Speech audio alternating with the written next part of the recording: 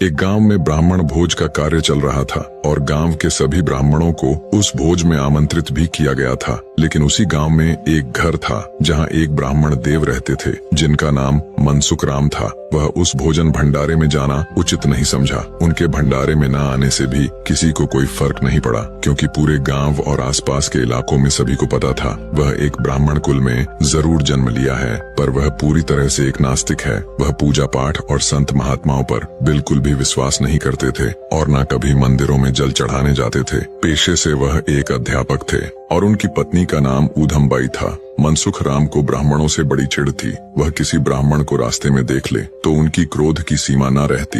वही दूसरी तरफ उनकी पत्नी परम वैष्णव और परम भक्ता थी। वह एक पतिव्रता नारी भी थी, इसलिए अपने पति की आज्ञा का पालन भी करती थी। वह पति के इस व्यवहार के कारण दुखी होती और परेशान भी होती, पर वह कुछ नहीं कहती। मनसुख राम रोज स्कूल जाकर बच्चों को पढ़ाया करते थे, लेकिन थे वह पूर्ण नास्तिक। उनका गांव डाकुर से द्वारिका वाले रास्ते के बीच में था, तो इसी कारण उस रास्ते से संतों की मंडलियां आती जाती रहती थीं। ऐसा ही एक दिन था जब कुछ ब्राह्मण वहां से गुजर रहे थे। तभी रास्ते की थकावट और गर्मी के कारण एक पेड़ के पास रुके और सोचा कि इस गांव में चलकर भोजन पा लेते हैं। गांव में सभी तरह के लोग होते हैं, जहां सज्जन होते हैं वहां दुर्जन भी होते हैं। ब्राह्मण उस गांव की तरफ बढ़ने लगे। वही गांव के चौराहे पर कुछ सामाजिक तत्व के लोग बैठे बातें कर रहे थे। तभी उनकी नजर उन ब्राह्मणों पर पड़ती है जो गांव में प्रवेश कर रहे होते हैं। तभी गांव के एक व्यक्ति ने कहा कि इन ब्राह्मणों को एक बार मनसुख राम के घर भेजते हैं। तभी एक और व्यक्ति ने कहा,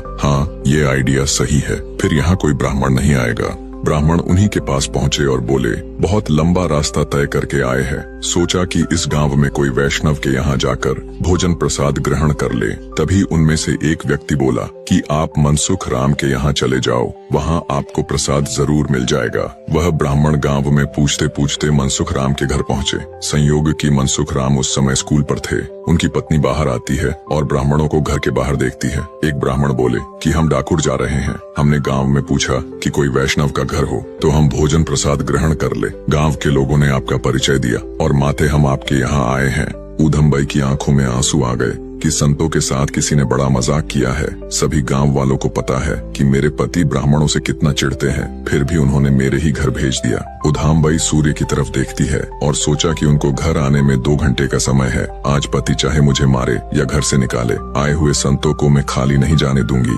उसने हिम्मत कर संतों को आदर सहित बुलाया और कहा, महाराज जल्दी से बना लीजिए। ऊधमबाई ने उन्हें आटा दाल सीधा ला कर दिया और उन्होंने चूल्हे को शुद्ध किया और कहा, महाराज प्रसाद बनाए।